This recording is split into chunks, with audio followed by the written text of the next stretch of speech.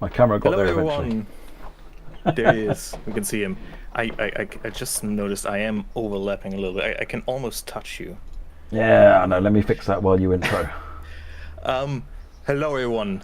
Good evening, and welcome to tonight's preview stream for the, and let me take a deep breath, BNSF GP60M and GP60B Loco add-on developed by our good friends at High Iron Simulations.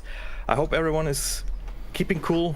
I hope everyone's keeping hydrated. It is, and pardon me the language, hacking hot. So, you know, bear with us if we're struggling a little bit. It is. It must be hot. Jesus. That's the strongest I've heard Jan say. I don't deal very well with heat. But yes, let's move away from the small talk, move on to the good stuff. As I said, we're previewing, and there it is, the heat. we're showcasing tonight the GP60M and GP60B loco add-on by Higher and Simulation, as I said. Very excited to do this for you. Very excited to have all of you here. Before we get to the good stuff, as always, I'm going to do some quick admin. I'll promise I'll keep it short. We do have 2 sales currently going on. The first being the PlayStation mid-year deals. Check those out. The country bundles for Train Sim 6 are all on sale, and the Xbox simulator sales are currently also on with a bunch of good deals, both running until July 1st. So you do have just over a week left to grab those. Now, enough small talk, enough admin. Let's get to good stuff. Let's look at some large, powerful American locos. Right, let's get on with it.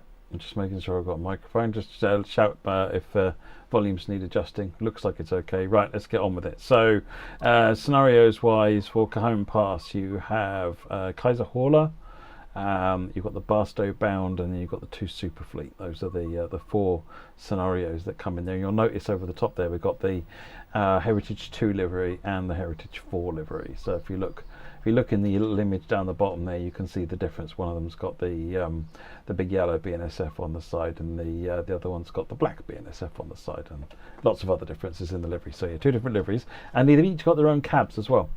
So I'm not going to pretend to give them proper names or anything like that. So I'm gonna call them a desk style cab and a side stand style cab, because this is the level of competence I'm feeling today. Right, under Cajon Pass, then our timetable. We've got a new timetable, the GP60M timetable, and that, again, you can see where the H2 and the H4 are in here. And we think we're starting off with the H2 on the SPD San Bernardino Chicago service, SPD GHI, which is this one, and I'll drop it back to the 21st. We'll change it to custom weather, maybe pop a little cloud in the sky. So sort of, it's not dark, don't worry, even though it's 4 AM, because it's in the summer. It's actually the sun is just starting to come up, which is quite nice.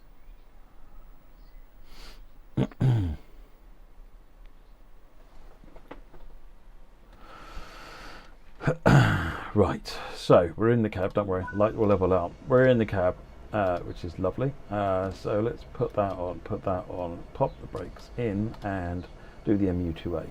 That'll let the brakes get all initialized and set up and do their thing.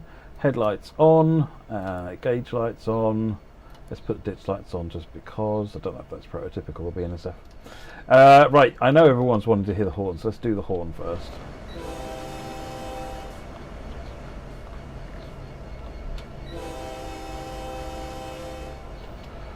Let's have a look around outside. We'll have more opportunities to look around and different lighting. The next service we're doing actually is brighter. So there's just 3 of the M units. Oh no, an M unit and an SD70 ACE. By the looks of it, two M units and an SD70.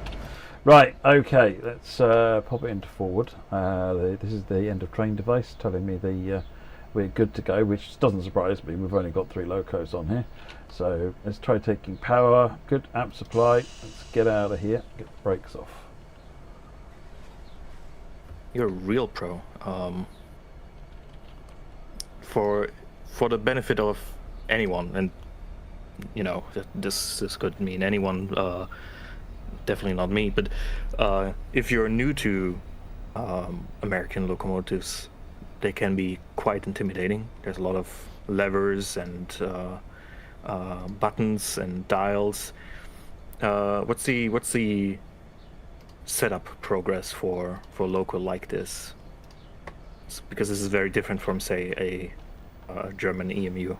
Oh yeah, no, I mean it's just much more. American stuff tends to. It's got a much more.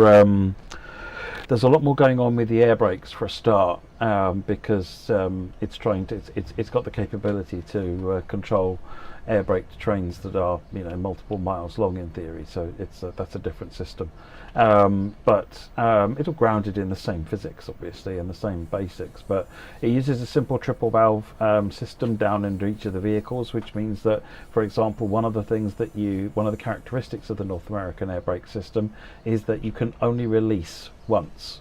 If you do any form of release, it fully releases the brakes. You can't reapply. It's not like graduated release that you get on European systems, where you can release a bit, then apply a bit, then release a bit, then apply a bit, you know, and just tweak your speed.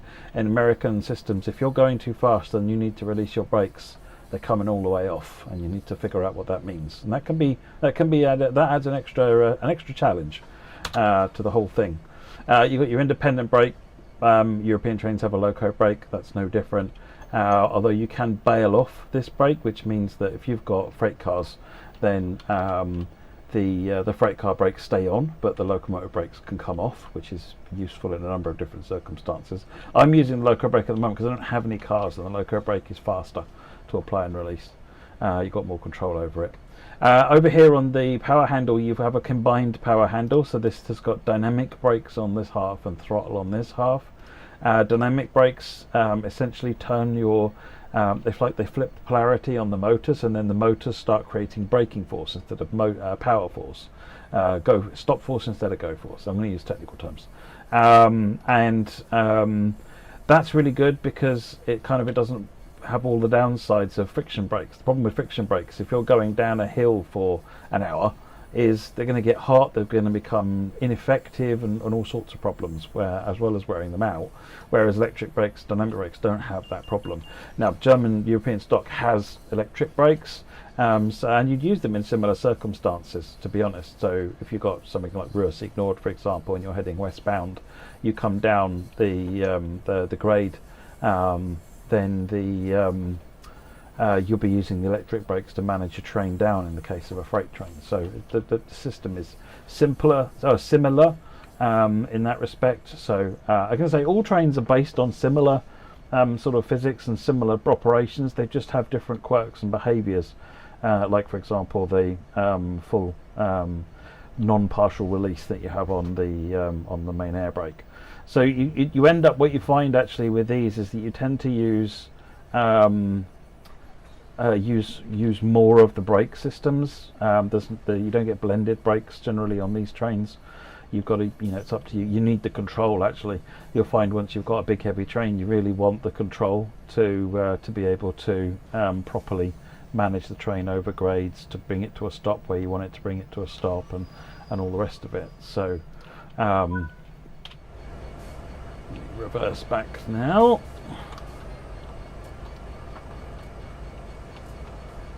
So when you're getting started, the thing that I did there was that I applied the loco brake, which pins the loco down, released the train brake and cut the brakes in, which then lets the brake pipe fully recharge. If I had any brake wagons, they would release their brakes, which in theory my loco brake will hold us, because the brake pipe can take quite a while to charge. I mean, I'm talking 10 plus, maybe 20 minutes if it's from completely empty. So because it's quite long. And you don't really want to move until you know you've got full brakes available, and until effectively what you're looking for is, this is your end of train device. So this is telling me I've got 89 psi on the back of the train, which in this instance is literally just here. There's only 3 vehicles, but when I've got cars, then I want to know what's going on there, and until you know the whole train has about 90 psi, you don't know if you know that you haven't got full braking capability, and when you apply the brakes you might not get quite as much as you think.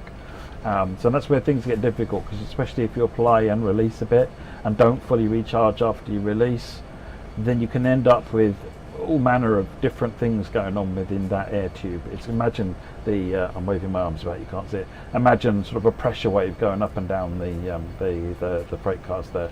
So that's where the brakes are really the fundamentals of where American trains get, I'm going to say fun. You may disagree, you may think it's more challenging. That's fine. Now, having connected, you'll see that my brake pipe now is recharging the brake pipe for the new train we've just coupled, which is why this is now coming back up. I think we now have to go for another coupling operation. Yep, we've got another one to do back there. So let's get moving again. There we go. We're off. We're rolling. I would blow the horn lots more times. Don't worry about that. This is the end of train device, by the way. That thing that you're seeing in the cab is communicating by radio to this thing. And actually, interestingly, that is connected to the back of the brake pipe and is using the air from the brake pipe to blow a little fan, which is what's keeping it powered. So it doesn't have its own power. It's self-powered by just using a little fan that generates from the brake pipe itself. It's like a pneumatic generator in it. That's actually pretty clever. It definitely sounds like because obviously American freight trains and cargo trains are a completely different beast when compared to European cargo, and it definitely is a skill to learn it. I haven't mastered it at all, not even close. But yeah, a lot of it is a lot of the sort of the reason for it being different is because the scale is so different. You know, the trains are longer, they are heavier, and they're not longer and heavier by a small amount, and that changes a lot about how the train works. That's it. This was all this was. This was just couple up to a couple of things at the beginning. We're actually going to do a journey. I think we switched the next one to. You didn't update the document for me. I'm pretty sure I did. It is HBR. Oh, it is Barstow San Diego. Right. Let's have a look. Yeah. That's the one we. Yeah. Okay. Picked, right? So this is so if I go for bar SDG, H bar SDG 2 part 3, which is this one. Yeah, that's it. I think. H bar SDG 2 part 3. Custom weather back on 21st of June. We'll put a little cloud in the sky. We have an uphill run third EK006. Let me turn the game sound up a bit. Actually, it is a bit quiet. I turned it down previously when we were running, so hopefully you can hear that better. Right, okay, so again, loco brake on, that brake off, cut it in, and then use the MU2A valve to get the loco brake under control. We're now waiting for the brake pipe to manage itself and equalise. That'll start going up in just a second. There we go. So the brake pipe is charging. I'm going to do a power test, make sure we take amps. Good. You don't want to release the brakes on train and then realise that it don't take power.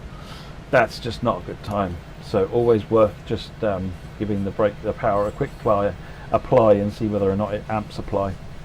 Tells you if you've forgotten anything. Let's get the lights on up the front. Put the ditch lights on again. Yeah, I don't think there's a bigger nightmare in. I mean, there could be, but a several thousand-ton runaway train is like one of the biggest nightmares in railways. Definitely not something you want to encounter. It's definitely something to avoid, absolutely. So, whole train is now charging up. So this is why it's taking quite a bit longer. Now, if you are very good and you drive it correctly, then you should be waiting for that to get up to close to 89. Now, the reason for that is, let me just explain a little bit of brake theory, because, like I said, US brakes are a bit more difficult. At the moment, the front of this train, the white needle on the right hand side here is the brake pipe at the front of the train, which is 90 psi. The brake pipe at the back of the train is 82.3.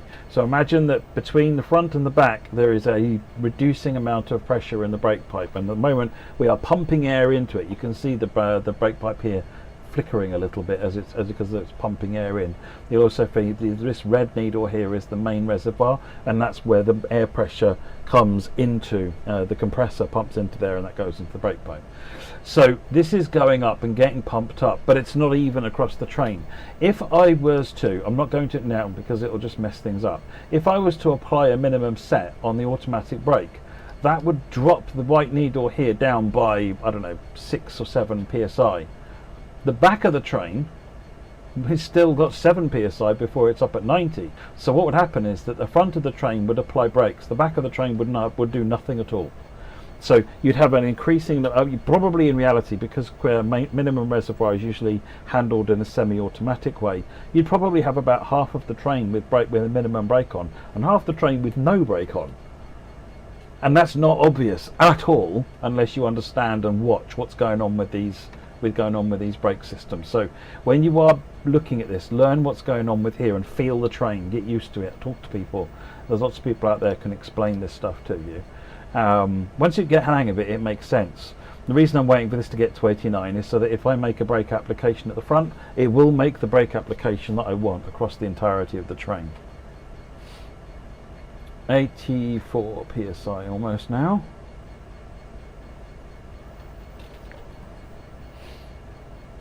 And as you explained before, because the train is so long and there's such a big volume in like brake pipes, this takes time. If I was to set off now, I could end up with a train which is challenging to drive because, like I said, when I apply brakes, I might not get all the braking I want. And then what happens is that your natural reaction will be to apply more brake, and then you'll apply more brake because that's not quite working, but you are getting some brake, and then eventually you'll find that suddenly you're getting too much brake, and then you'll be tempted to release the brake, and now you've got no brakes anywhere on the train. And this is how mistakes and accidents happen. Did I say 6.7? Why did I say 6.7? Did I say 6.7, Jan? When did I say 6.7? Have I said it 6 or 7 times yet? Matt, please. I've been driving everybody mad. The heat isn't helping. Right, okay, 85 psi. Now we've got a little bit of uphill before we go. I'm going to just go ahead and get going. It's close enough. If you were being a good boy or girl, you would wait for that to go up all the way. Right, let's get 2 notches of power on. Build the amps. Cut the independent brake off. Remember, the brakes on the rest of the train are already off. Train is rolling immediately.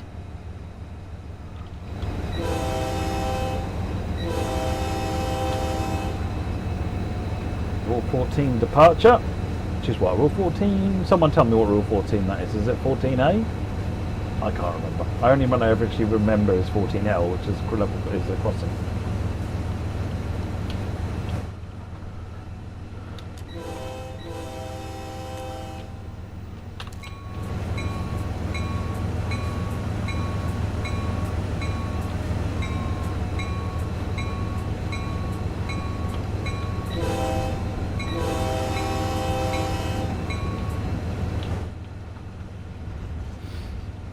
All the horns and bells. While we're getting on, let me provide some extra base information about this add-on. Most of it has already been shared by our lovely mods. Thank you, moderators. You're doing the Lord's work. But BNSF GP60M and GP60B Loco add-on will be released on June 25th, so in 2 days. Will be available on PC as always, so Steam and Epic Games, and it will also be available for both 8th and 9th generation consoles, that means PlayStation 4 and PlayStation 5, as well as Xbox One and Xbox Series X and S. And it's going to be available for... let me scroll in my little cheat sheet. Although save me bots where's the pricing? There it is. It's going to be available for £12.99, 15 euros 99 cents, or 16 USD 99 pence. So 12.99 British pounds, 15.99 euros, and 16.99 USD.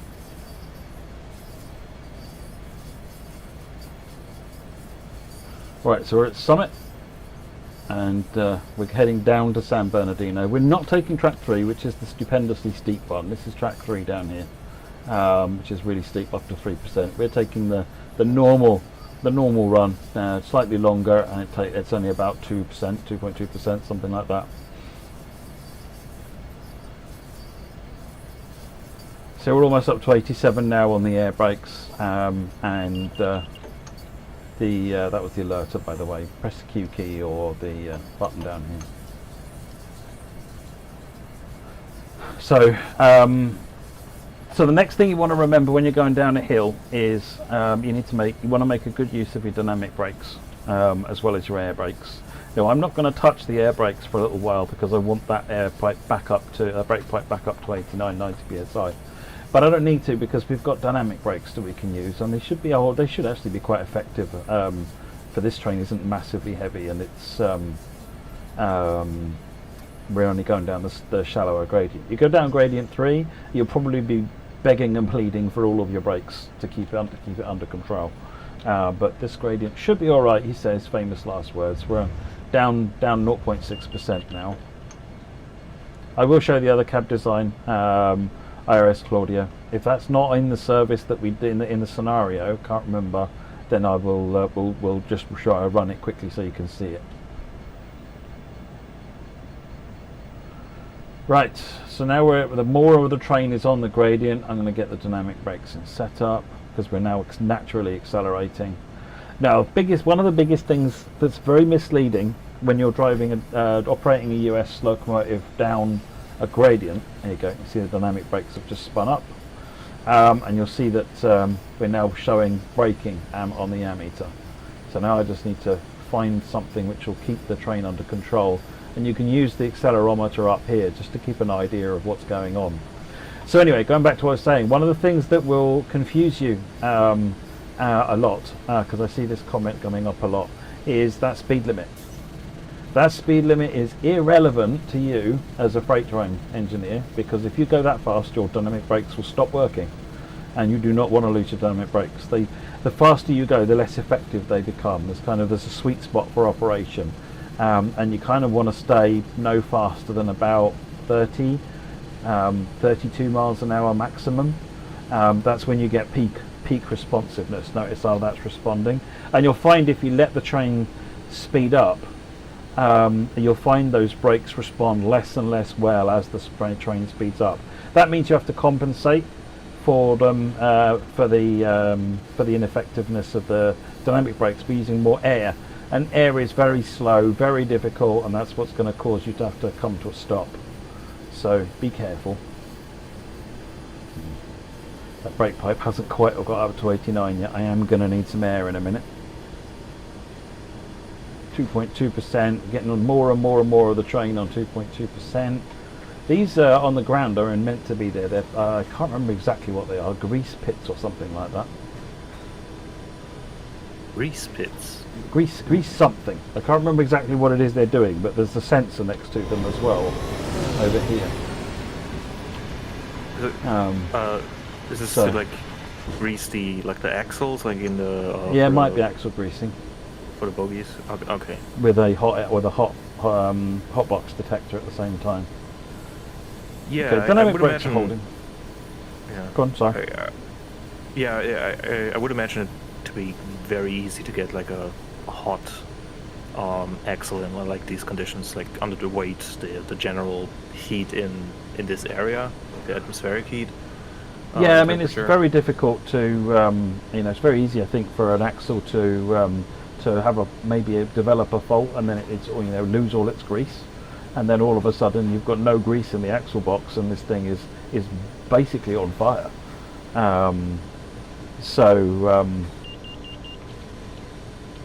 we can ease up on the dynamics, we're slowing down. So I'm not using air brakes at all at the moment. I'm purely descending on the dynamic brakes because this isn't, like I said, it's not particularly heavy train, and 2.1% isn't that bad of a gradient really. That's the reason they did this gradient. Originally Cajon Pass was only track 3, and it's very difficult to get up and very difficult to get down, so they built tracks 1 and 2 to make it a lot easier for everybody. Get bigger, heavier trains up there faster now. Matt, could you increase the overall volume, or like the gameplay volume a tiny bit? Yep.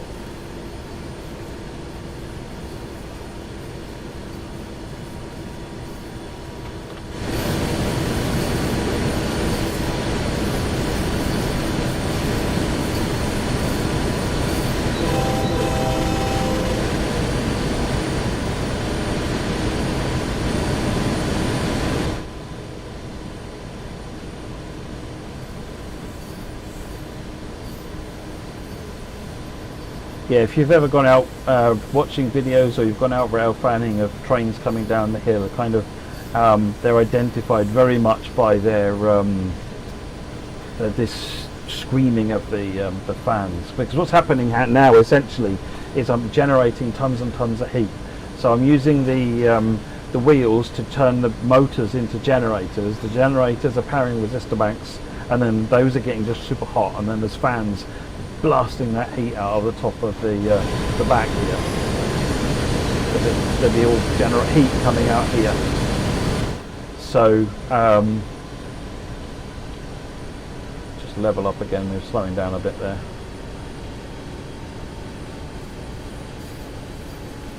I think we've found. Yeah, if I remember rightly, this is the Palmdale cutoff. This is the Union Pacific line, and that's just up there.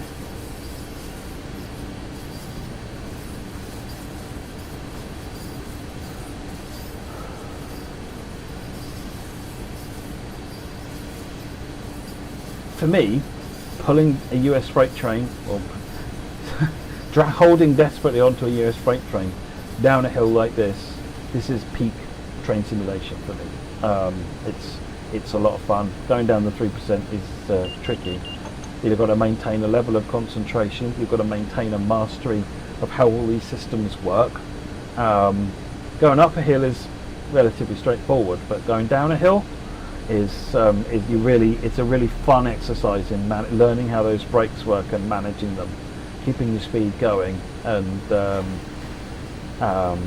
keeping to your limit. In this instance, the limit is 30 anyway, so that's fine. But I think on track 2 the limit goes higher, and it is tempting to say, well, I was under the limit.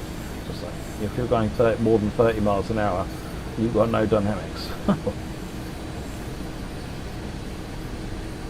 Yeah, but I can really see how, like,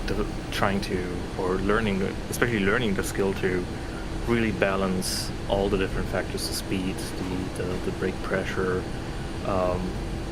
with the different gradients, I can see how mastering that is really appealing. So I've Definitely just a skill that I still need to learn. Yeah, it's difficult. It's good fun though. I've just dropped a minimum set onto the air brake. So now, as the, and I need to kill the, using the bail off, so that's this, my dynamic brakes are in effect, and then over the course of time, the loco brakes the brakes on the train will apply. So you'll notice that you see all this stuff going on with the train as the brakes are applying. You can see it's going down to a bit of an orange. We're now slowing down, and I haven't adjusted the dynamics because more and more wagon brakes or freight car brakes are applying, which is a key other lesson that you need to understand and practice when you're doing this, is that applying the brakes is not instant. With a train this size, when you apply the brakes, it could be 10 minutes before the entire train has done what you've asked it to do in terms of brakes. So you can imagine that in that 10 minutes you might have thought, oh no, and put more brakes on. So it's worth being patient and always be 10 steps ahead of the train. So now we're under our target speed. because of the brakes, I can release some of the dynamic off a little bit, and rebalance the train again.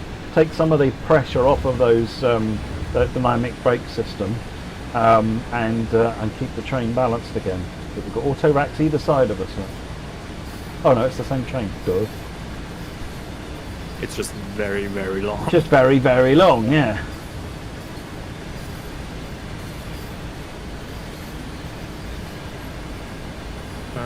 Let me regale you with some key features of this add-on. So we do have the GP60M diesel loco in the BNSF H2 and H4 liveries.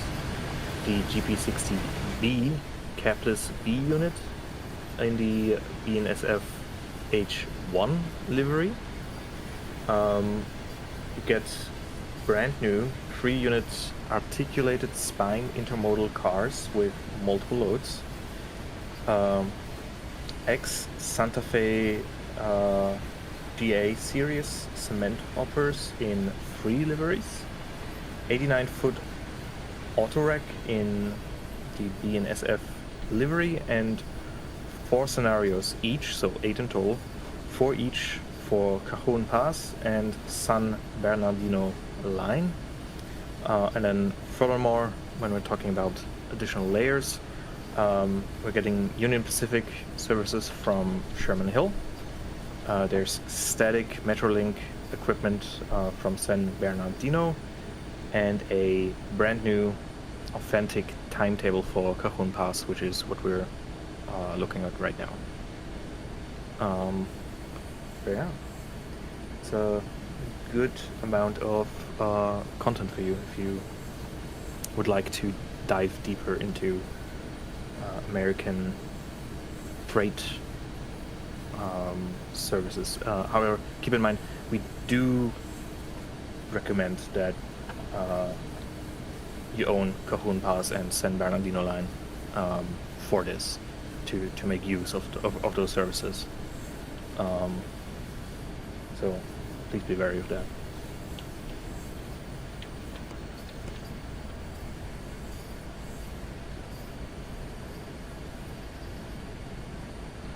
Gloster Meteor side mirrors never really work. It's we don't have working reflecting mirrors in TSW. There are some times that they can show a screen space reflection, a bit like looking down the side of the train. You can sometimes see, you can't on this one, but on some trains you can see a reflection. There you go, look, you can see the reflection in here. This is something called the screen space reflection, but we don't have working mirrors. No add-ons have got that. This is from years ago, but I remember a developer, and I can't remember the context of this again, this is a while ago, but I remember a developer saying, and this was before I joined Dovetail, so creating like real proper mirrors in video games is pretty hard, because you can do like tricks where you like use cameras, but proper like reflections, especially on moving objects like a train, isn't as simple as it sounds. No, this is using what's called a cube map. So there's what they call a scene capture of the general environment done at build time, or done when the route is built, and then essentially anything that's got a reflective surface can just show the cube map, which is just a low resolution image that is just effectively a static image, so you can sort of see, it's moving, it's not doing nothing. But yeah, the only other options are ray tracing, which is becoming possible on the higher end video cards, but it's not something TSW can do. And you could put a camera in here and then put a small screen in here and render it, and that would be the old school way of doing it. That would half your frame rate there or thereabouts, so probably not good.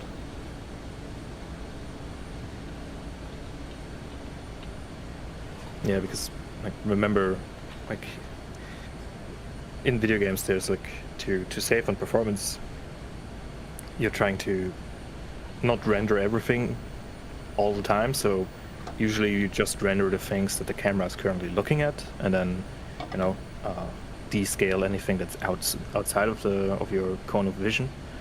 And if you if you were to add like a camera that looks back and shows that, it's essentially increasing your cone of vision, or doubling it. That's all performance, and all that. That's all, stuff that needs to get rendered. There are some more tricks you can do with it, but we did briefly explore it in the very early days, and it's a novelty, and it's not worth the cost of FPS. I'd rather have trains that are longer and more better and more detailed simulation than a working mirror. But modern hardware these days is better. So never say never for the future, but certainly nothing that we've got anything on the roadmap to improve. As in, whenever we've looked at it, the rendering cost has been way too high.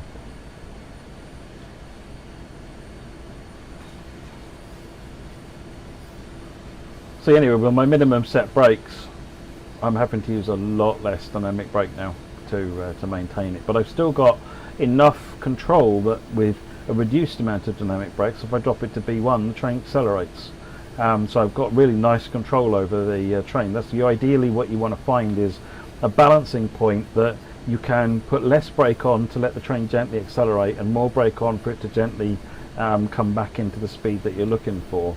And that way, otherwise, if you've got too much brake on, you can't release enough brake. Then what you'll find is that eventually the train will stop, and then you've got to go through recharging the brake pipe up and then getting going again. Whereas if you can keep the train going, then obviously that's going to be better. That's it. We're slowing back down again now. I just let it sneak up. I remember I was playing. I think it was coming down Cajon Pass actually. And it was on one of my own streams, and I let the train. I had it balanced beautifully at 30 miles per hour, absolutely beautifully balanced at 30 miles an hour. And then I stupidly and very arrogantly thought, that's fine, it'll look after itself now. So I went over and I was paying attention to chat. We were having a chat backwards and forwards, and in the few minutes that I wasn't paying attention, or few seconds I wasn't paying attention, the gradient steepened up very, very slightly, and suddenly the train was doing 35. And my dynamic brakes were becoming rapidly less effective. I put it up to full dynamic brakes and I couldn't recover it. It was still accelerating. I then had to put in more air to try and recover it. And then I had a much harder job on the way down, because suddenly I had less control, less flexibility with the dynamic brakes. Which is good. I like it when things can go wrong, because that means when they don't go wrong, you did good.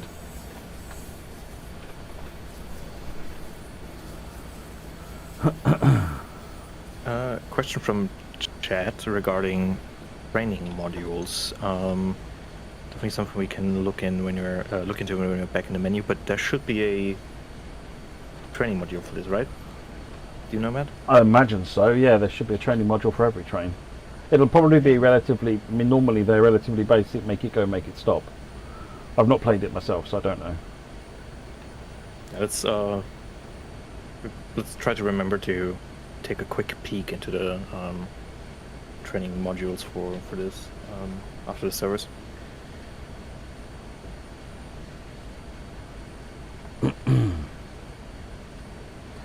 Frenchton, when you say is the EOT functional on the product, there is an EOT on the back of the train, and I've got the rear brake pipe, and I've got the rear train. I've got the acceleration as well.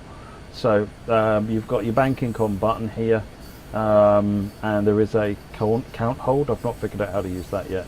So yes, you can also blow the emergencies on the rear of the train using this button as well as you can kick the emergencies in obviously from the front of the train using the auto brake handle.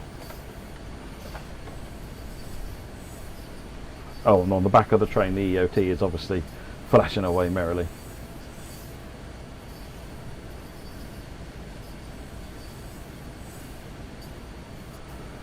Tigerways, I've got no idea what dynamic brake holding feature is. I'm going to have to defer to either you good viewers or to asking Hi Iron after the stream.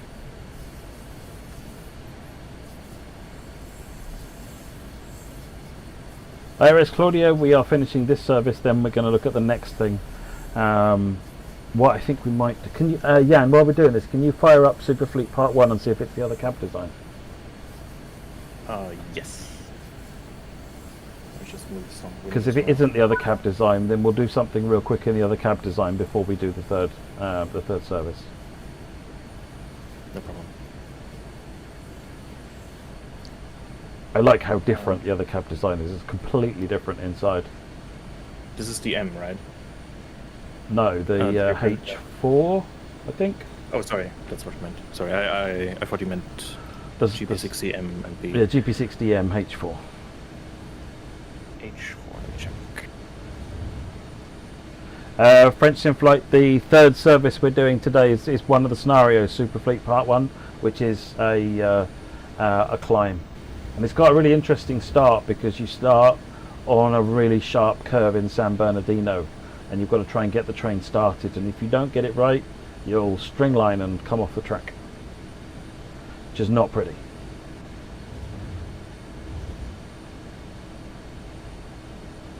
Alright, to the trains, choose a route,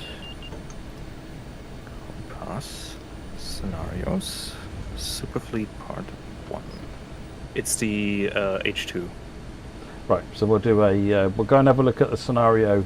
We won't do all of it, we'll just do 10 minutes or so of a scenario on San Bernardino line then. Yeah. Because that apparently uses the H4. Let me pick out a H4 service. I don't think it's a good call to not do the entire scenario so we don't spoil people.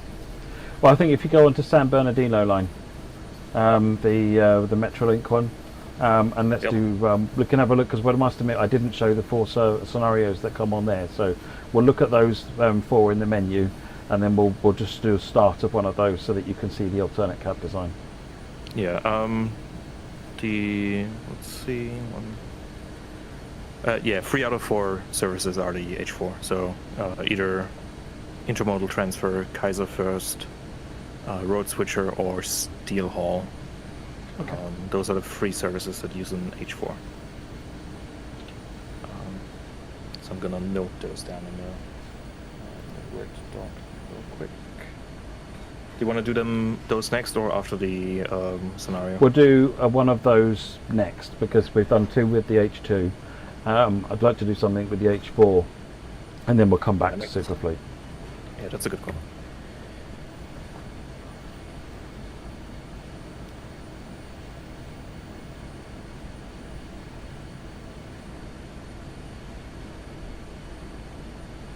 Thing to remember with US freight, it's not about speed. It's about more of a precision and a skill and safety, not about speed.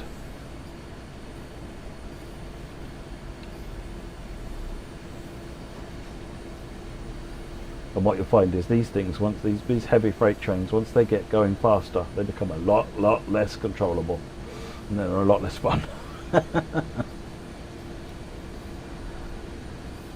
We'll be showing the GP60B as well, to Shadud.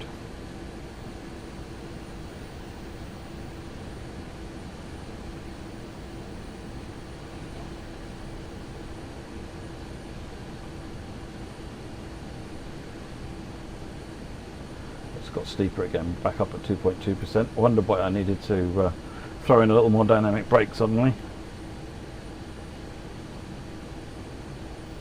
Still got that airbag. We've still got the brakes on the entire train all of this time. Only a minimum set, but it's enough to take some of the strain. Could apply more, and then I'd need less dynamic, but I'm happy with the balance as it stands, so we'll leave it.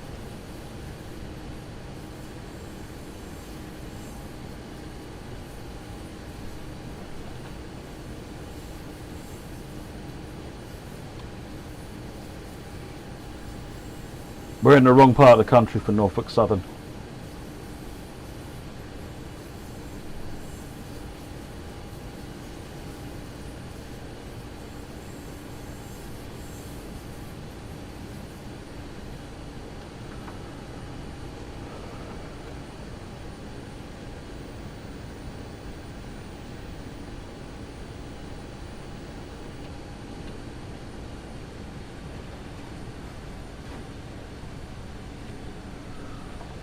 Hentis is asking if there's timetable services for San Bernardino. Are there? I presume there are. Or is it just the scenarios? Can do. Got the game open right now. I was just about to close it, so good catch. Timetable. San Bernardino. Oh, the NS Loco then is probably substitution EK. You do get oh, can't remember what the term for it is, but you get foreign power essentially, where locos sometimes go on a bit of a journey, being borrowed. Hence why you'll sometimes in realistic formations see a Canadian Pacific with a Norfolk Southern led by a Union Pacific. No, there's no services for San Bernardino. So it's just the four scenarios. But there are for Cajon Pass. Quite a few. Yeah. 142 for the H2 and 112 for the H4 on Cajon Pass. Where were the sound source for this loco just go? That I think that's probably best. If it's not in one of the articles, then that's definitely best directed directly to High Iron Simulations. This is their add-on. This isn't a Dovetail add-on. This is High Iron's add-on. Really enjoying it. I went to play it yesterday just to sort of briefly make sure that I could make it do what it needed to do for the stream, and I think I ended up playing it for 3 hours. Yeah, just get drawn into it. It sounds good. It looks lovely. I really like how it looks.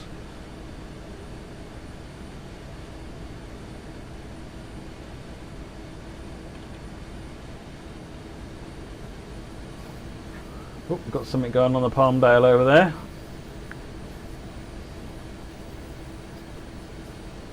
It's the 70s, I guess.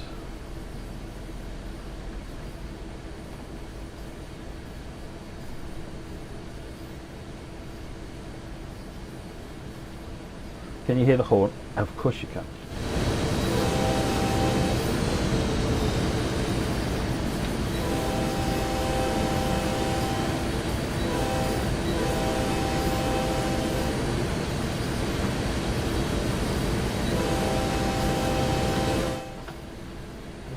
Right. Any further questions for the timetable? Say that, Nigel. Say that again. Sorry, again. Any further questions for the timetable? Otherwise, I'll just close the game to Not seen anything. Cool. Because it means my PC is gonna run a little bit cooler. Worse. Not gonna lie, it was a very selfish question. But yeah, any more questions, let me know. I'll fire it up again. For the GP60B, do you have a certain service in mind, or are you just going to pick? We'll look at the two scenarios. I'm hoping in the two scenarios it's there. I seem to recall that on Superfleet it's an MBBM formation that you're driving. So. Okay.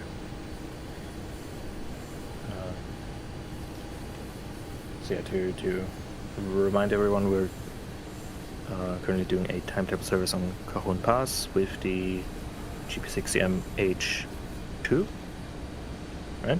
And then we're doing a San Bernardino scenario with the GP60M H4, and then after that a quick look at a Cajon Pass scenario called Superfleet with the GP60M H2 again.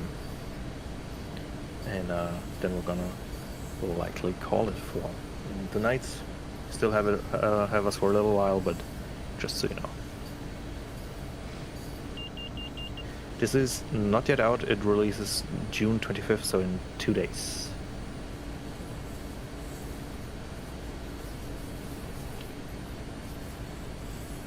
Get the dynamics down a little bit, let it speed up.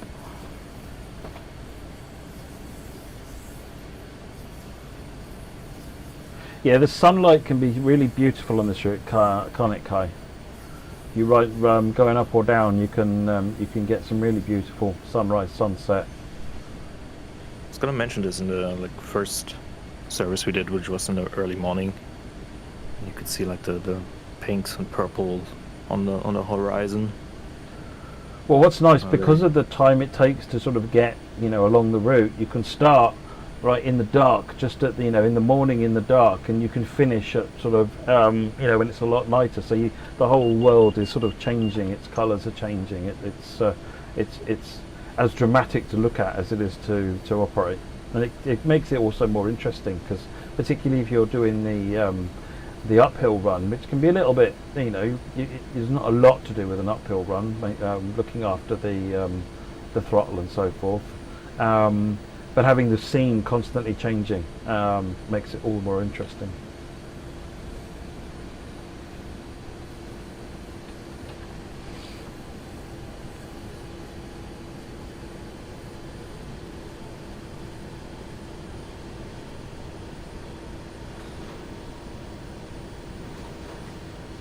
Almost let that get away a bit there. It got up to 32, so I've put on a little bit more dynamics.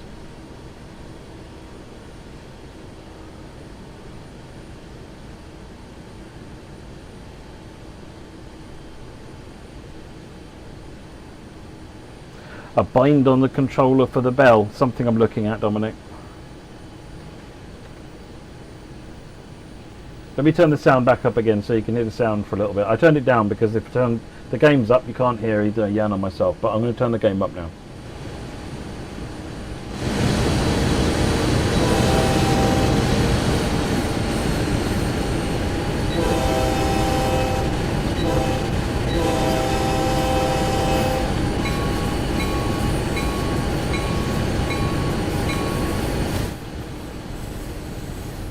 Here you go.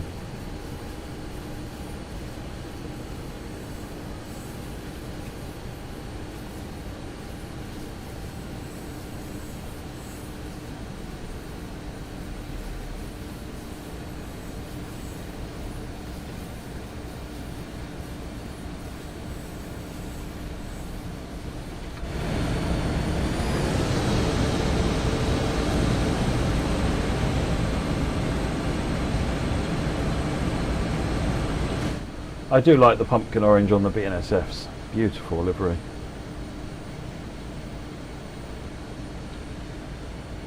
It does invoke Halloween vibes in summer a little bit.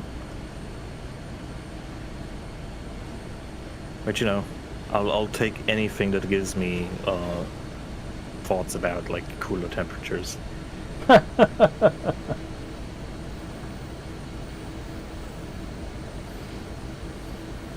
I'm happy. I like hot weather, you see, so I'm happy. I used to, but ever since moving to like a big city like Vienna, it's just different. Like I used to live on like in the middle of nowhere in the countryside, where it did also get hot, but it's different. If just not a lot of concrete and glass all around you that's constantly heating up and reflecting heat all night. And a good friend of mine who's a born Scot, who's been living in Vienna longer than me. Before I moved to Vienna, I used to, make fun of him whenever he complained about the heat in summer. I was like, that's just your Scottish sensibilities. It's not that hot. And then I moved here, and I had to apologize. Eat some humble pie. Yeah, absolutely. Karma struck me hard. Yeah, I mean, in my case, it didn't bother me so much in the past, but these days, as I'm getting older, because I'm an oldie now, as Lucas likes to tell everyone, the cold it hits harder every year. So I cannot wait for the summer each year, just because it's the only time my body relaxes.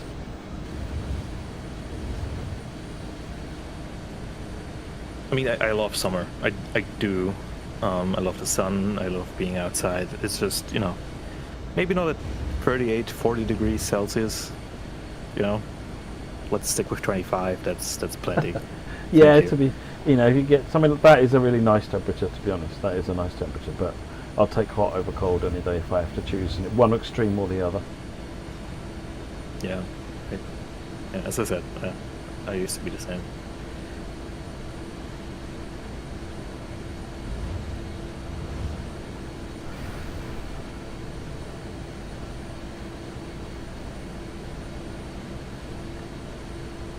Ooh, what have we got coming up here?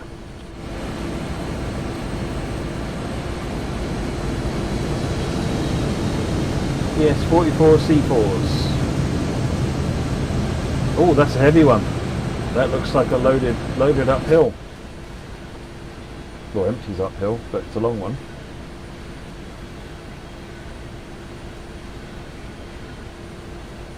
Oh, I always found it fascinating, like how massive American cargo trains are. It's like insane. It makes sense if you look at their infrastructure and their. It's got dual mid-power. This really is one of the long ones. Wow. And 2 on the back as well. So there's 8 locos on this. I should have enough power to push it anyway. Jesus, imagine having that much power on a. Yeah. There's 4,400 horsepower each.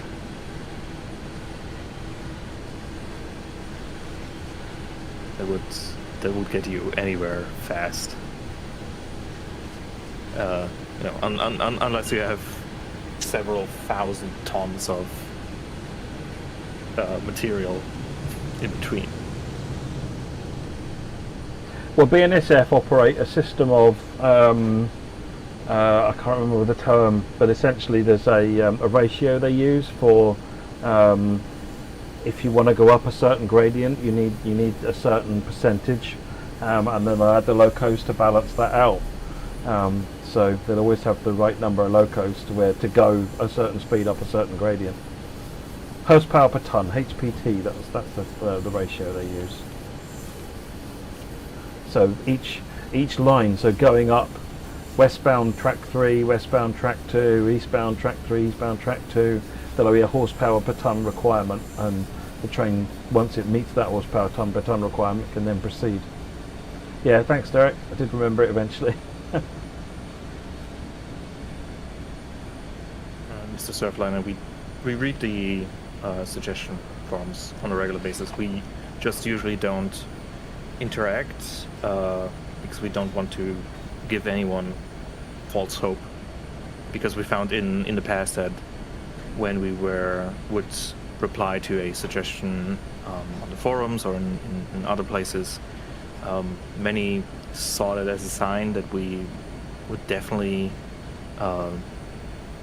make that route or loco or whatever they suggested. That just Jesus Christ, just suggested. So we are keeping an eye on it. We're definitely taking inspiration from there. We look at the forums all the time. They're included as part of what we do whenever we're picking any. There's a process that we use, a lamp oil process, and we've also got an internal focus group of internal enthusiasts. We've got the beta team. They contribute an awful lot, and they will also go and have a look and measure up things against the things in the suggestions forum. So and even come back with, look, what about this instead? So the suggestions forum, while we don't directly engage with it, it's actually a crucial part of making sure we deliver content you will want. That's also why we do the yearly survey as well, where we ask you directly, what is it that you like? What is it that you would like to see in the future? And that it's also always a very big component of our decisions.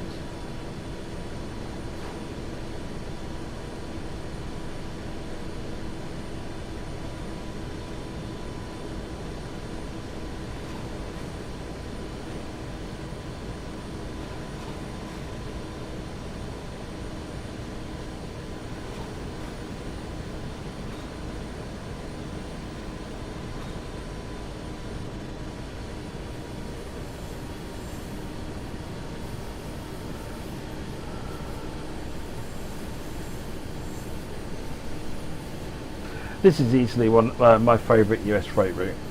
Clinchfield for me comes in a hot second, but this is easily my favourite. Just like I said, the runs down the gradients, the detail over at places like Victorville, huge yard at Barstow and San Bernardino. San Bernardino obviously being the same as the endpoint on the Metrolink Los Angeles San Bernardino line, which is very cool.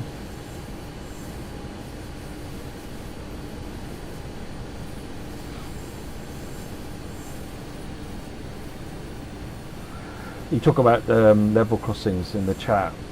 One of my friends lived in Michigan. I think he still does. He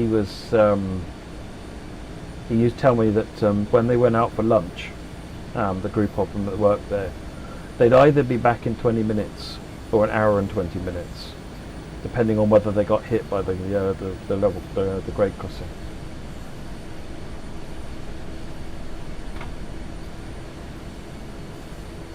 Yeah, that could throw a massive wrench into the works. Jesus.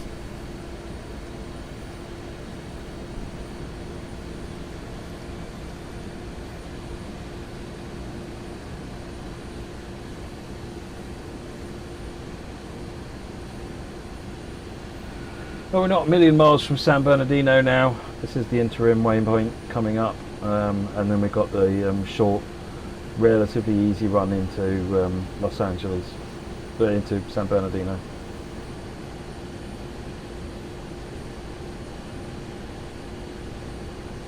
60? That's a little one, Andis. Little baby train. These days, even 100-car trains are considered on the small side. The world record is something like 600. And then they like double stack cargo containers as well. Well, some of them are, yeah. I mean, I don't know if the world record was a coal train in Australia, but yeah, they have all sorts. It's part of, I think, precision railroading is about combining lots of trains into one. Isn't there? I forgot where this was. There is somewhere in Central Africa. There's a massive freight train transporting, I think, coal for an extremely long distance. I think it's like from somewhere in Central or Southeast Africa to all the way to North Africa. And there's people that are just using it as essentially as public transport. Because it's so massive, they just wait for it to pass and then just hop on, sitting in the cargo, like coal trains. Definitely not something I would recommend doing, but you know, if it's that or walking for thousands of miles, you know, fair play. Two or three people talking about P42. I mean, I'd personally love to see a Genesis, but the problem is that in any of the routes we have, it would do 2 services a day, one each way, with the exception of one route, I think, maybe. All of the routes that could do that don't have passenger service set up on them, so you'd need to update every route for it to actually work on those. So it's also in exchange for your 2 services a day on each route, it would be probably one of the most difficult trains to make and quite, most resource intensive to make, because of the not just the loco, but because you've got all the superliner cars to go behind it. So it just doesn't feel like a good product to me. I get why there's a desire for it, but when there's a better opportunity, I'll be all over it. There is a third party, I believe, developing a P42, but I don't know what their plans are in terms for finishing it.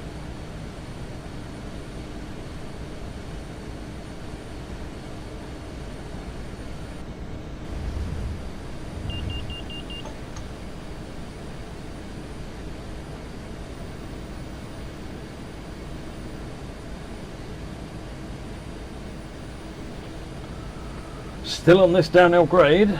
We're now going down along this stretch. This is where we finish up, just down here in San Bernardino.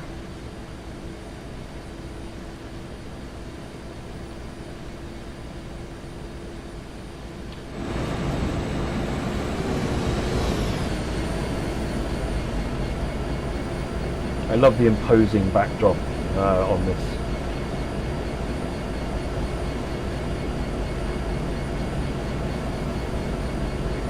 Yeah, just the seemingly endless horizon, like in your current view, looking ahead, and then the rolling hills behind you. Yeah, yeah. Well, we're out of the hills now. It's just coming down into the city.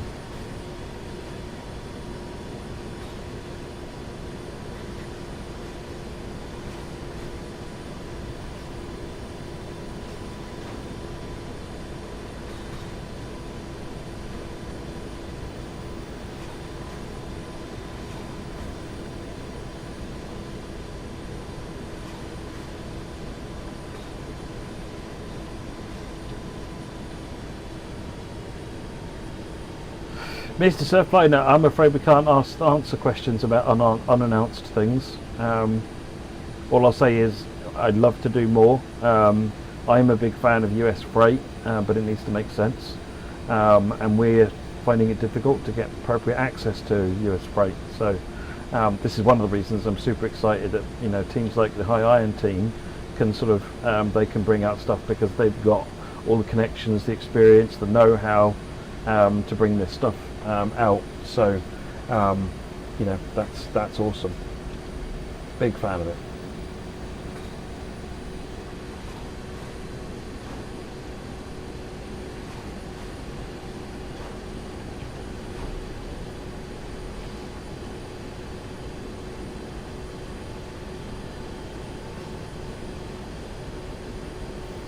Similar answer to Grey Dog. We can't really talk about sales that aren't live.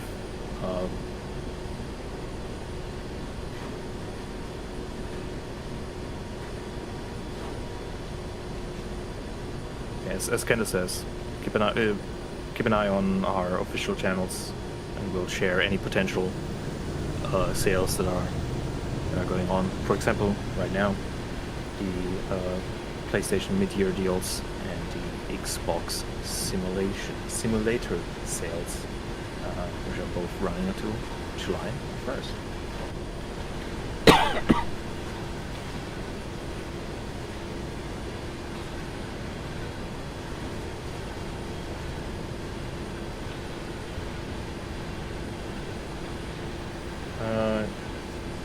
Captain Vladimir, there are over 200 services in total. I can't tell you what the mix is between locals or switching services. We did look at one switching service at the very start of this. He will have a longer service, which is close to 50 minutes. Maybe we can take a quick peek at the timetable to just give you a quick idea of what we're looking at. New words. It's just too hot. It's so. I know I sometimes slur my words, but it's not helping when I'm like. I have these like big headsets on which come with like plushy ear muffs, and wearing my Dovetail Games shirt, which is made of finest Corinthian leather. I mean, like thick cotton. Is like just. Ugh. It's hot. I'm suffering. And I'm sure Matt is suffering. I'm sure Matt is suffering even more. Like he's sitting there with two like high-powered PCs. 2 kilowatt heaters sitting down by my legs, keeping me nice and toasted today. I had to like, I didn't turn the fan off because I'm not that crazy, but I set it to the lowest setting just to avoid getting any fan sounds disrupting the stream, and I so wish that I could just put it on full blast, but I can't. My fan, I've had to turn it off. I've tried turning it on and it just overpowers the microphone. So we do suffer for our craft, Matt. I'm not suffering. I'm enjoying it. What are you talking about? One doesn't, exclude the other. But still.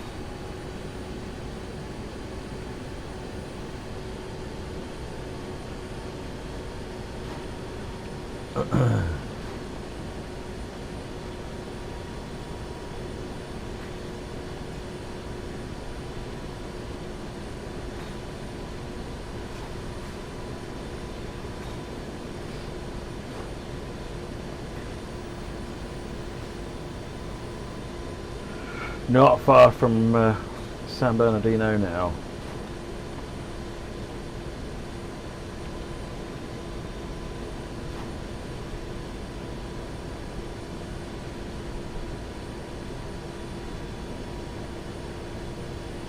Hey, I'm trying to let the speed up a little bit without losing control of it.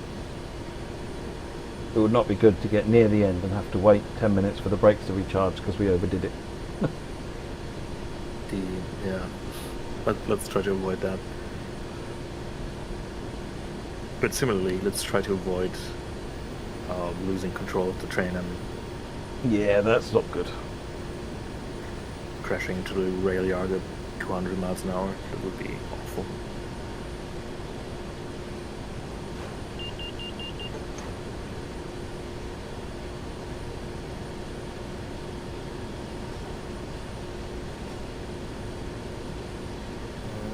But yeah, these trains have been around for a while, since the early 90s, right?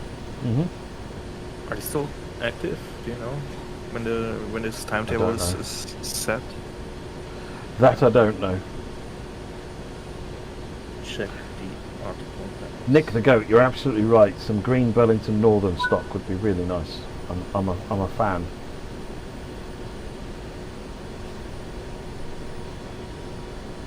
Six and a half thousand feet to San Bernardino crossover. That will get us into the yard. So I'm expecting to see at some point on the track monitor there a reduction in speed. So let's just crank the dynamics up just a little bit and get ahead of it.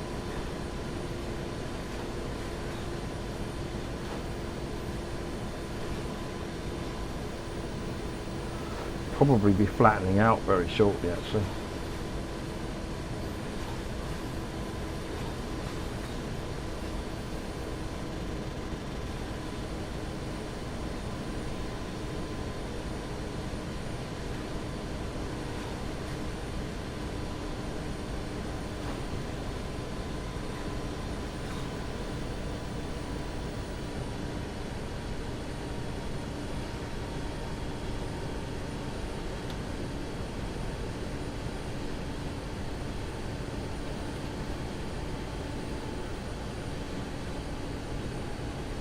There's a yellow in the distance. That'll be our advance for the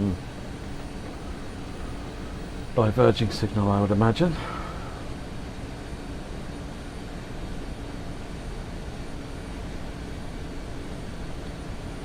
Just try and keep the speed around 20, 21 or so, I think. Yeah, look at the gradient's down to 1.2% now.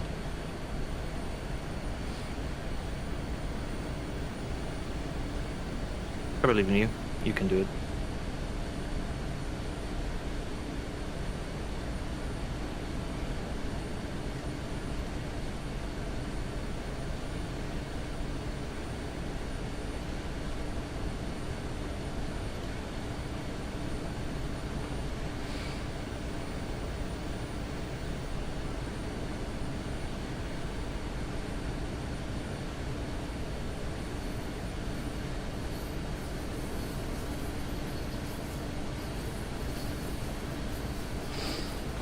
There's that. Yeah, that's just before the crossovers.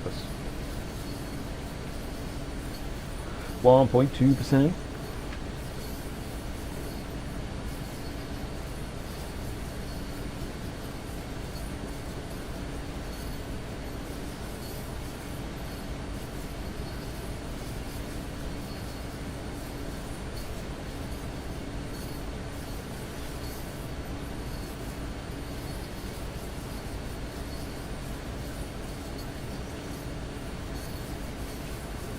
Getting licenses varies depending all sorts of things. IRS, very different. Literally no average I can give you. It's sometimes very quick and sometimes years. Always depends on who you're talking to. Yeah. There's no carbon copy kind of approach for any licensor. Right, 8,000 feet to our stop. Still no sign of a change in speed limit, but we're down at 18 now, so we should be able to manage it. Dominic, my PC I was working on, the Clinchfield remaster, is now up with the PCs in the sky, unfortunately. So I lost everything. So I have another go at some point, but it's just not been a priority at the moment. Even if it hadn't, I'm not sure how much more time I would have had to work on it, so...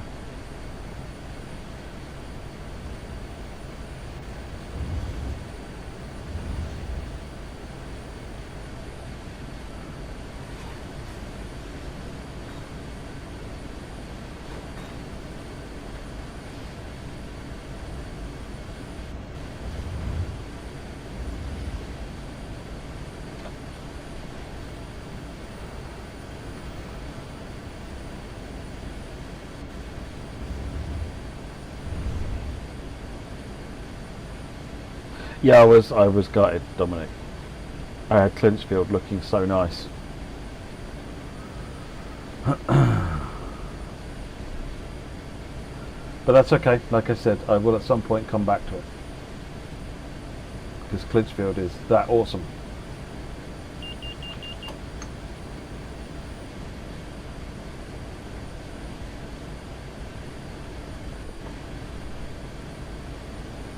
If it's anything like Departing San Bernardino, it will drop to a 10 at some point.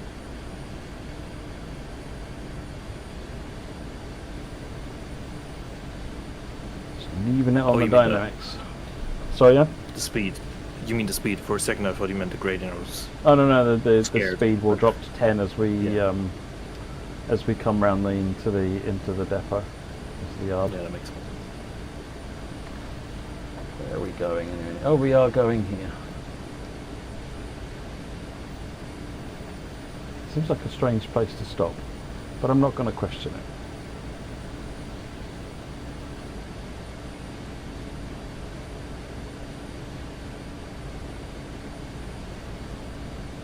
I think we'll end it there, even if it wants me to do more stuff afterwards. We have more things to look at. Yeah, I think it's a good call.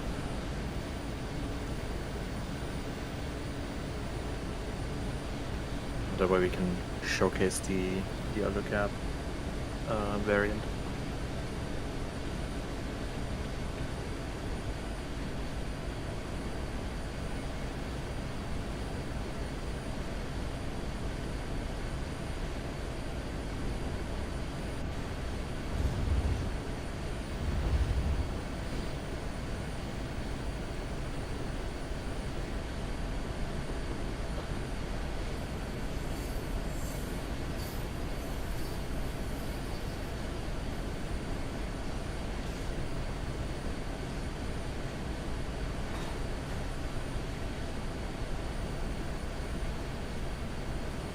There's the red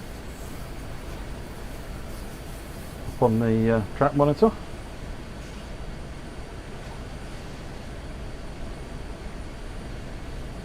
See if you can stop this massive train in time.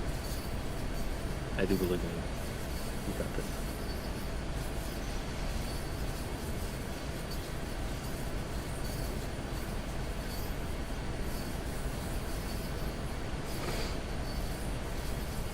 Oh, of course, this is going to San Diego, so it's not stopping here. This is a crew change.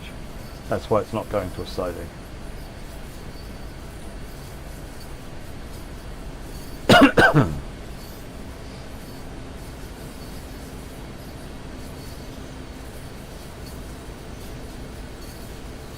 Use the dynamics to trim the speed down a little more. Dynamics are lovely and easy to control, that's why. Air brakes are an absolute nightmare to control.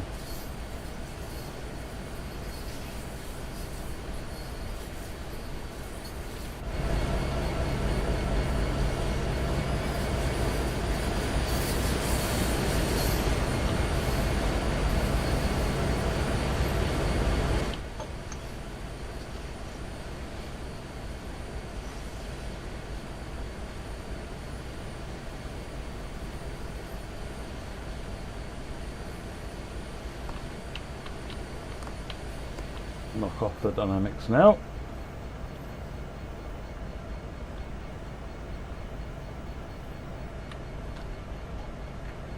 Does it add to the challenge coming in from a downhill gradient, trying to stop on an uphill gradient with all the balancing you have to do? I mean, stopping on an uphill is, I mean, there's just a process to follow. Stopping on an uphill gradient is, you've just got to make sure you don't, you got to stretch your train out properly, which is what the bailout is for. You should do that anyway when you're stopping. The trick is to make sure that, because when you're starting with an uphill gradient, if you stop with the train compressed, he says, I'm waving my hands around again. If you stop with the train compressed, what happens then is when you release the brakes, the wagons fall suddenly and drag you down. Whereas if you start with the train expanded, stretched, then when you release the brakes, you can then smoothly move off without that sudden jerk of the wagons going backwards. The downside of those wagons going backwards suddenly is that you're more likely to exceed the force on the couplers and snap a coupler and not get very far very quickly at all. That makes a lot of sense, and it's something I would not have thought about. But yeah, a lot of force being played here.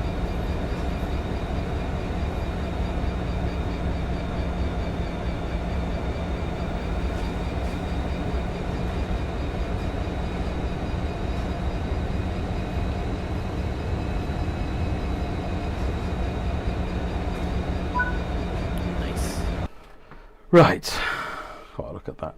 Roughly there or thereabouts, the sort of speed limit I wanted to go. Right, okay, let's have a quick trip over to San Bernardino, and we're going to have a look at the first little bit of the intermodal transfer scenario, where we're going to look at the Heritage 4 version. Before we do, can we take just a quick look at the timetable list for Cajon Pass? Sure, yeah. Just to... Cajon Pass, this is what you've got. So you've got H2, you've got Union Pacific one, that'll be on the Palmdale cutoff, C4, the SD40, SD70 ACE, you've got the YN2 CSX doing 6 services, so quick look at those. So yeah, it's leading some BNSF services on foreign power, I imagine, and I would wonder if they're the same. Yep, Norfolk Southern is doing what looks like the same services, yeah. So that's a foreign power setup. And then you've got the Heritage 4, and you'll notice Heritage 4 has got 112, Heritage 2 has got 142. So there's actually different services for those, or at least some overlap ones on there as well. And I imagine that Union Pacific is doing Palmdale cutoff stuff. So yeah, quite a good timetable. Lots of variety in there. Lots of good US freight fun. Let's go to San Bernardino line. And look at scenarios. Now down here we've got intermodal transfer, Kaiser First Road Switcher, which is another H4. We've and got the Steel Hall as well. Pasadena Sublocals at H2, and Steel Hall is an H4. So you've got 4 scenarios. So there's 8 scenarios in this pack. So there's actually lots to do there. We're going to start with intermodal transfer in the H4. And just for context, we're not going to run the full scenario. We're just going to take a good look at the difference between the cabs, and then we'll finish off by running out a bit of the Superfleet scenario. Correct. That'll give you the Superfleet scenario. I'll give you a good of the audio at full thrash, because that's uphill.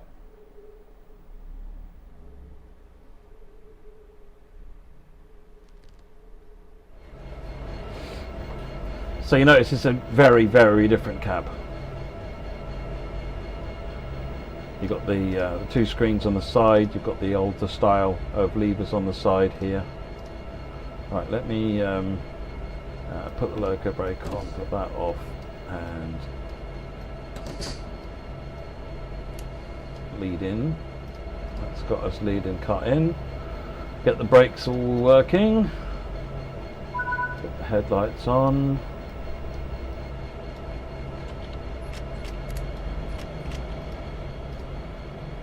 That's good. Right, again we've got these in here so we can see what's going on with the that. Got no rear OTD. Yeah, got nothing on here. Oh, oh no, I thought we had a B unit there for a minute. No, got 3 Bs.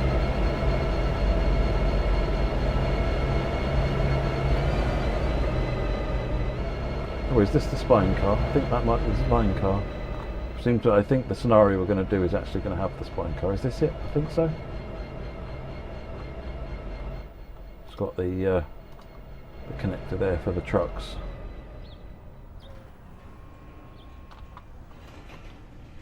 Let's have a look at the livery on the outside.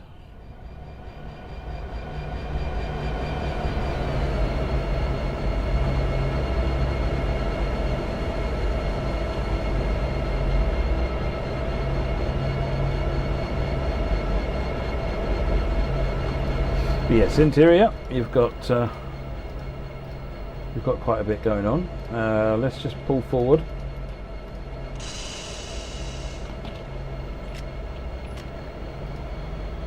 This is your ammeter down here. This one. It's going to definitely work better if I put it in forwards, though. I can guarantee you that. There you go. Got power now. This is your accelerometer.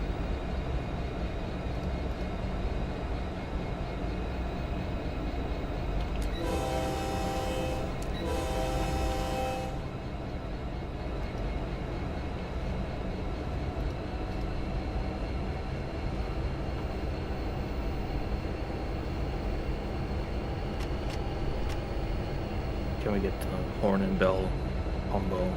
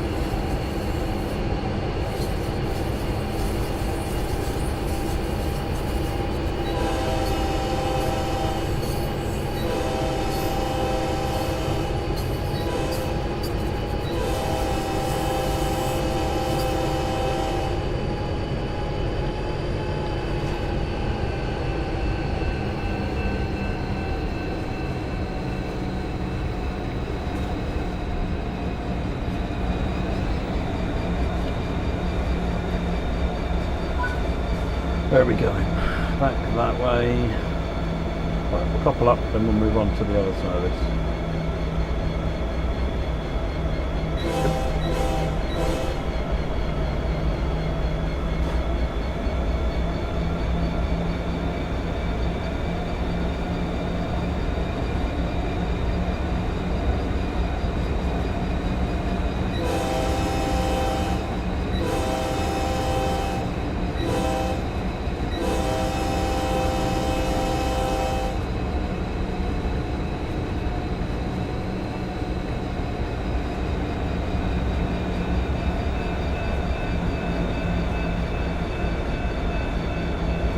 Trying to get all my Rule 14s in there.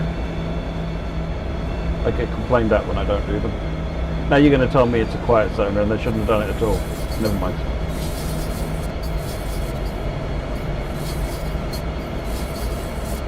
I won't tell if you won't tell. It'll be fine. It'll be fine. Everybody just be cool for a second.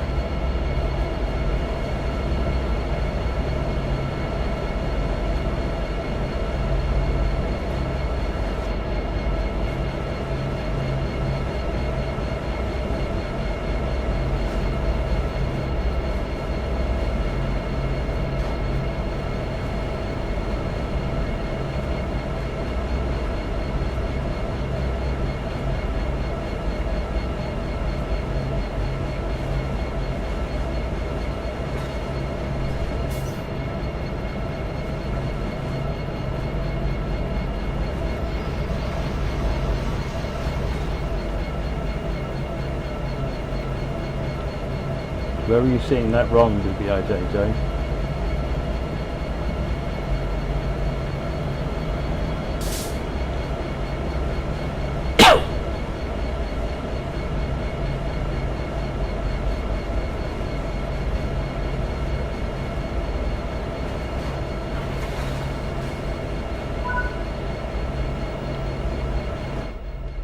So we've got our end of train device now.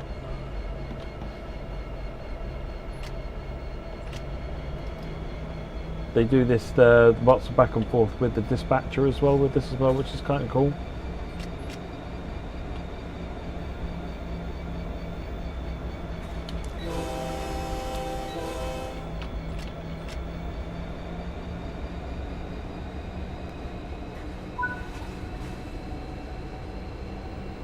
Right, okay, this is, so yeah, remember this cab, this is the cab where he got on the side, you can see the front, the other cab is the one with the desk. So let's go and have a look now at the last thing we're going to tonight, which is going to run the Superfleet scenario on Cahoon Pass. Yeah, so what we just saw was the H4, which, remind me, H stands for... Heritage, it's the Heritage liveries. Heritage. I was going to say historic, but I don't think it's that old. Heritage, and we're now going back to the H2. Cahoon Pass scenarios, that's what I want, and we're doing Superfleet Part 1. So this scenario is a little bit tricky, and when it gets in, I'll show you why it's tricky. It's because it's going around a steep corner. You're covering 90 degrees of a turn with the train, and remember I described how different parts of the train would have different braking going on with them? Yeah, these are the messages back and forth to the dispatcher again. It's really good. They're really immersive as well for the whole experience going on there. And while that's going on, I'm just going to get the brakes all set up. Dominic, yes, the next patch is coming this week. We did share news about that earlier today on the forums and Discord.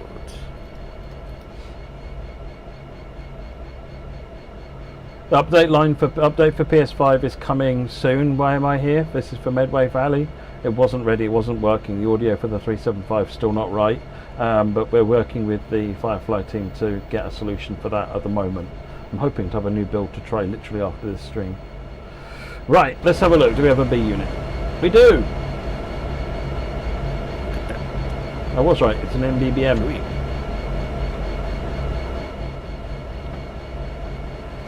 So these are purely like engines. Yep, There's remotely no controlled. cab in there. There's no cab, yeah. Much cheaper to make, much cheaper to maintain. You haven't got cabs and toilets to clean and all sorts of things with those. It becomes purely about keeping the engines and brake systems working. If you had locomotives in there, they would literally be doing nothing but exactly what these two are doing. So it's a really good way of doing it. And it dates back. We've had this type of thing for a long time. There used to be ABBA units or ABA units where you'd have an A unit with a cab and a B unit without. Right. Okay. So I've been letting the brakes come off on the rest of the train. Let's just remind ourselves what our challenge was. We've got to go around this super sharp corner, and if anybody here has played with a model railway, you will know the problem of putting any kind of force coming around this corner, and its technical name is stringlining, where when you pull too hard at one end and you've got too much brake force at the other end, it stringlines the train into a straight line between the two, or tries to. Normally just ends up throwing all the cars off the track. In this scenario, or in any circumstance like this, you need to be mindful of what's going on behind the back of the train or across the entirety of the train, and then applying power gently. Gently is the name of the game. So let me get the brake off and give it a couple of notches of power just to get us going. Even though that's not back up to 89, it should be. We should be brakes off. I'm going to drop it back to N1 now that we're moving.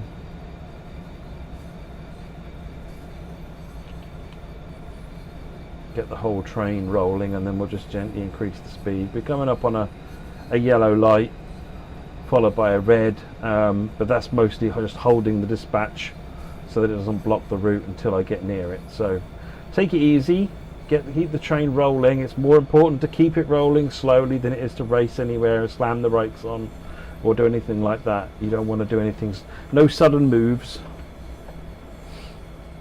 It's much more efficient to, once you get a mass moving, to keep it moving. Yeah. Than to stop it and then get it going again and then stop it and get it going again. Well, look at this. That's pretty cool.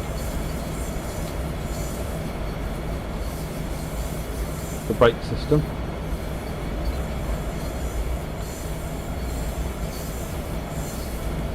Oh, I like that. I like that a lot.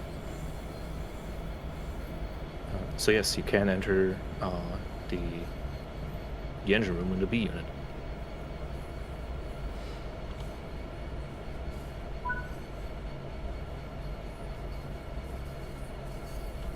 Good, we've got the route out.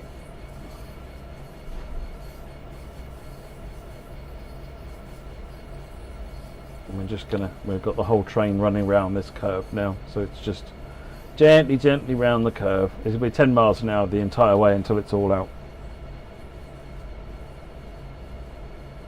How do B units work? They are literally a cab unit without a cab. They do exactly everything the same way, because cabs run, I won't turn safety systems on, the cabs run, can be remote controlled. So like this one at the back here is being remotely controlled by what I'm doing at the front. It's all automatic, using what they call multi-unit MU control. So there's these cables connecting back. So these are the air brake cables.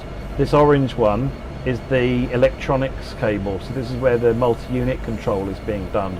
So there are various impulses sent from, electrical signals sent from the lead locomotive, and then the other locos will respond to what's going on with the power, if they're not set as an active, because they're not logged in. If effectively the reverser's not in, or the field generator's not turned on, for example, then the desk is deactivated and it will just do whatever it's told to via the remote connection. And literally a B unit is just doing exactly that, but without the cab.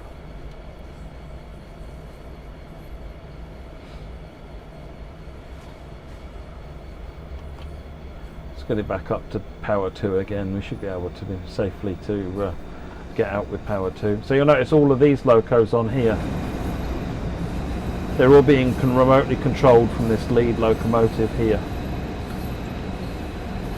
Where you've got an alternative, if you've got locos at the front and locos at the back, that's not multi-unit. That's something different called DPU, or distributed power. And then instead of using cables to connect to do that, they're using a radio signal for the vehicles to communicate to each other. So on a long train you might have locos at the front, the middle and the back, like we saw earlier on. Those would all be communicating via radio, and you'd have set in reality those other locos have been set up as slaves on DPU, and then they'd be controlled from the master at the front to operate all of these power. It's it's phenomenal.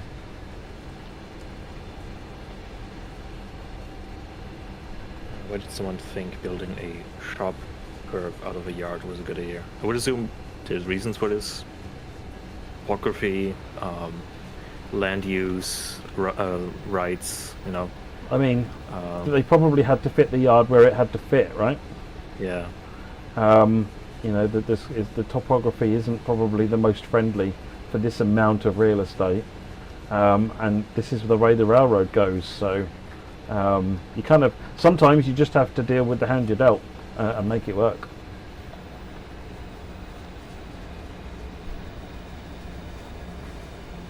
In a fantasy world, then you would you'd go in and just level all the mountains, and but in reality that's very difficult, very, very difficult. So you just put slower speed limits on things and drive things carefully. If you would turn that curve into a much softer curve, That would also mean that you would need much more track, just purely in length, because you still need to go in the same direction, but it takes longer to, you know, make that turn.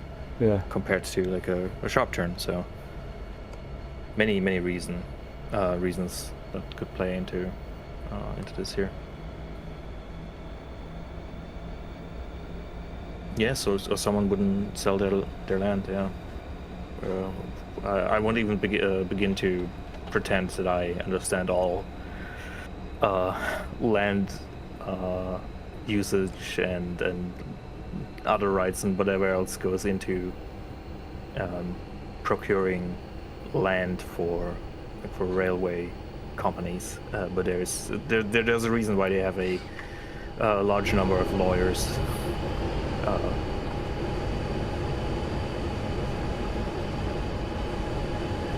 Yes, the engine room doors are openable.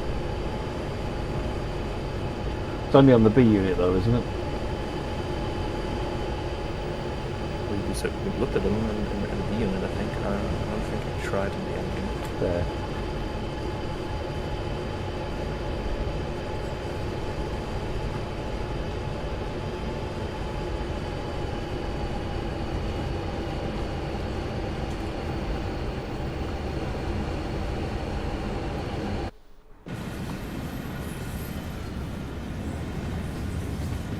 Back of the train is coming out of the yard slowly. It's also like, it just shows you how long that train is, because A, where it is at the moment, like the end is still at the beginning of the scenario, but also there was like a 1 second loading screen because the game needs to catch up. You know, with our other trains, with like European trains, that's usually a transition that happens instantly. Just to show how massive these trains actually are. Oh, back to back 40 foots, I think, and single 80s.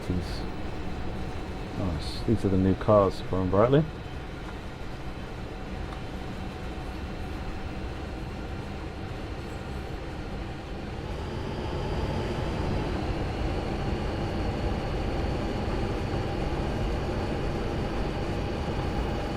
Do you guys know if they model ability to shunt the B units around the yard through that room?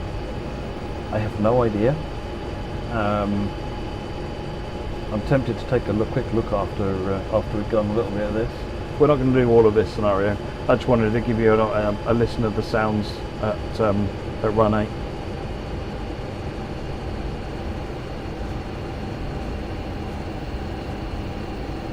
Yeah, we would have loved to have someone from HIS on stream tonight, but obviously because of time zone differences and scheduling, that wasn't possible, unfortunately. But maybe next time. Right, I think we're on the straight now, so we should get a speed limit bump very shortly. There it is. There it is.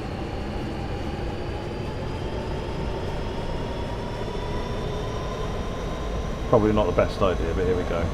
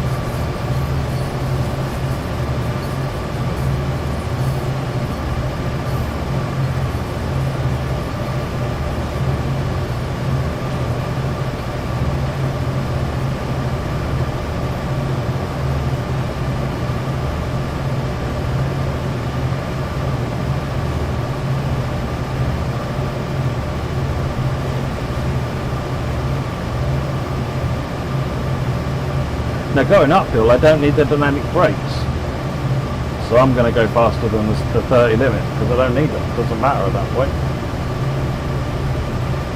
Gravity is Very interested in making them stop.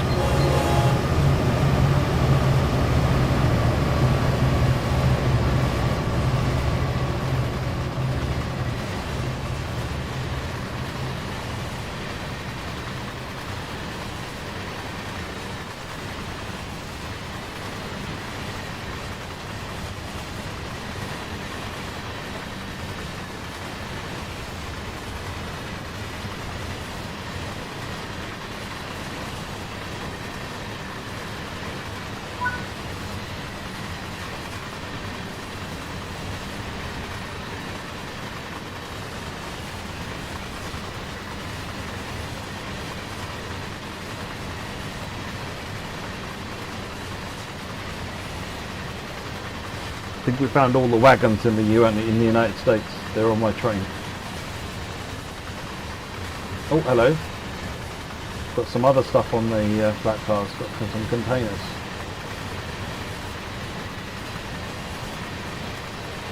You gotta spice it up a little bit. There it goes. Hey Paul, how are you doing? How are you Hey, enjoying winter down under? Yeah, and it's just jealous at this point, just to be clear. Completely. 100%. Yes.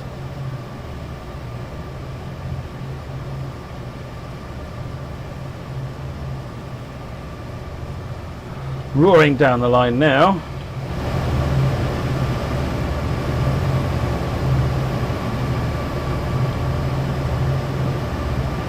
Up the line? I don't know. Going uphill. Right, let's just have a quick spawn in the YEP depot and just see whether or not what that B. Actually, have a look at that B unit on foot.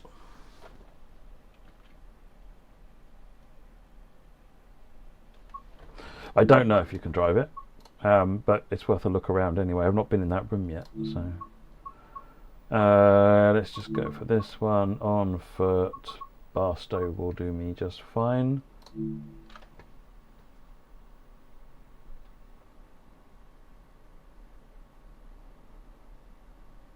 Pride containers been there since Sherman Hill, I think, Dominic. We did that, and there was a massive load of outrage from some very small people.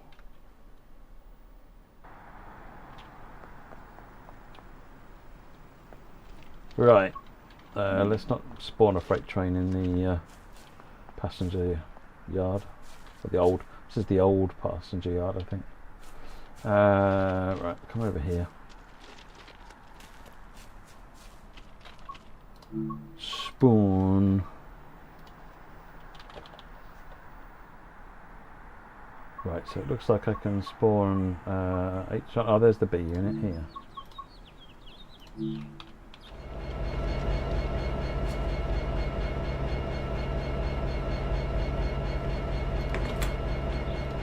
I rather snookered myself there. Door in the face. It's a very quick way to get a nose job.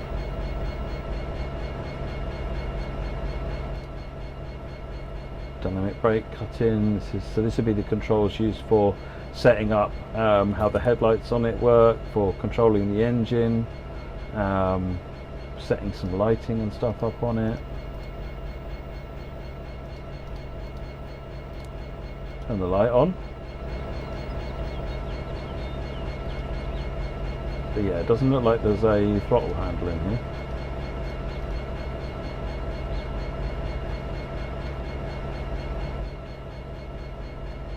Very cool. I love that you can get in here though, and it works. It does look cozy in here, but it also looks like it would, be hot as hell. It doesn't look comfortable. No, you wouldn't want to get stuck here.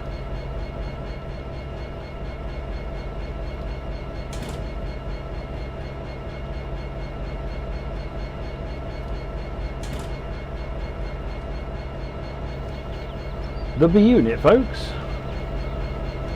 There it is. Awesome. Right. Okay. Let me switch back to cameras. Are you decent, Jan? Yes. Put my shirt back on. Don't worry. But yeah, that's going to do it for us tonight, folks. Thank you for joining us. As a reminder, this was the preview stream for the BNSF GP60M and GP60B, which releases on June 25th, in just 2 days, for PC, PlayStation 4, PlayStation 5, Xbox One, Xbox Series X and S, for a price, which I again have to search out because I'm not prepared. Which will release for £12.99 British pounds, £15.99 in euros, and £16.99 USD, and it's developed by our good friends over at High Iron. And yeah, make sure to check out the article left in the description on YouTube, or look at the Dovetail Live homepage for more information.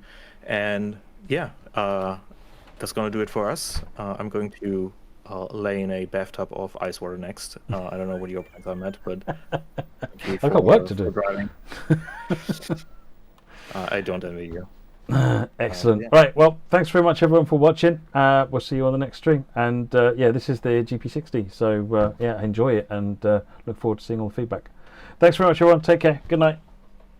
Thanks all. Bye bye.